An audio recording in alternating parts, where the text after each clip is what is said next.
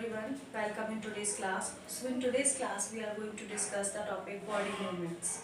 Okay, as we know that the earth is full of things and these things are of two types, living things and non-living things. And this is due to the differences which are present among the living things and which make the living things different from the non-living things. These features we call them life processes. For example, all the living things need food, all the living things grow, all the living things respire, excrete, reproduce, as well as all the living things have a certain lifespan.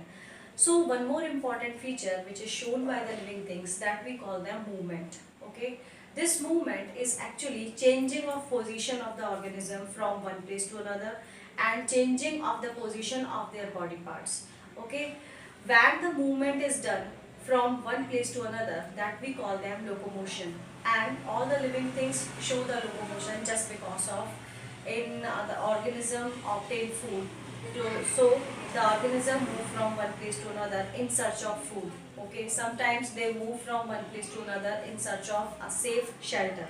Sometimes they escape from their enemy, that's why they change their position, change their shape. Okay, so we can say the movement is due to some specific features, whether it could be for obtaining food, whether it could be to move for a safer places, so that we call them movement. Movement, for example, as I am speaking to you, so my body parts are also moving. However, I am not changing my position, I am not changing my place, but still my hands are moving, my eyeballs are moving when I am speaking to you, even my neck is also moving. So all this movement is done, and this is the feature of living organism. As we know that non-living things cannot move by their own if the non-living things are moving. So specifically, or we can say that the non-living things move only when the external force is given to them. For example, when the fan is working, so fan is working due to the electricity. When the electricity supply is given to the fan, then only the fan can move, but the living organism can move by their own. Okay, so when we talk about the body movements in this chapter, basically we are going to discuss that how this movement take place in different animals as well as in human beings. So first of all, we are going to discuss the movement in human beings. When we talk about the movement in human beings or locomotion in human beings, it is done by two specific organ systems. The first is human skeletal system and muscular system. So we can say human skeletal system and muscular system are those organs by which the body can move from one place to another, or different types of movement can be shown with the help of the organ system. So one by one we will discuss them. First of all, we are going to discuss about the human skeletal system. So the question is, what is skeleton?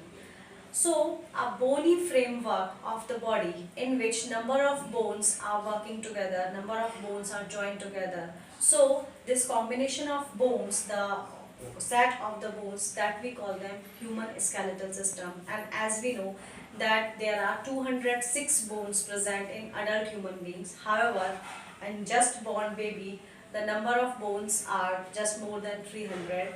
Okay, so all these bones are worked together, and this human skeletal system, when we study about the human skeletal system, to make it more convenient to study, we can divide this skeletal system in two parts. The first is axial skeleton. What is axial skeleton? Axial skeleton is actually the central part of the body. Okay, so whatever the bones which are present in the central part of the body, or the body can be divided into two distinct sides, left side and right side. So that axis or that central part of the bones, that we call them axial skeletal system, which we call them axis also. Okay, so this axial skeletal system, it consists of skull. It means we are to study about skull, we are to study about backbone, which we call them vertebral column, and as well as rib cage. Okay, the second part of human skeletal system, that we call them appendicular skeletal system. Okay, so once we have studied about that the central axis part of the skeletal system, now the next thing which we are to study, that is the sides of the skeleton. So it includes the girdles of the body. Okay, so basically two girdles are there in the system. The first is shoulder girdle, and this shoulder girdle we also call them pectoral girdle. Okay, and the next is hip girdle. So two girdles are there, and with these two girdles the limbs are joined. These limbs can be of two types, four limbs. Okay, in human beings, the four limbs are modified into hands, and the hind limbs also, hind limbs are modified into legs. So basically, in appendicular skeletal system, we discuss about the shoulder and hip girdle as well as the bones of the legs and bones of the arms. Okay.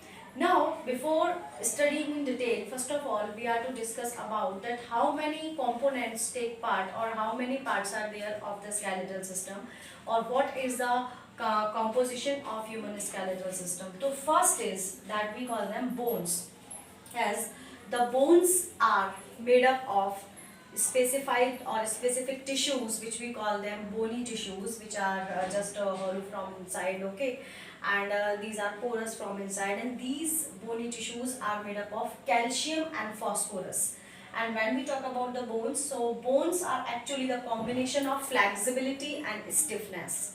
Okay, so the bones are made up of calcium and phosphorus minerals which are present, as well as protein fibers, which we call them collagen, and some other important nutrients are also there which make the bones, and it provides the combination of flexibility and stiffness.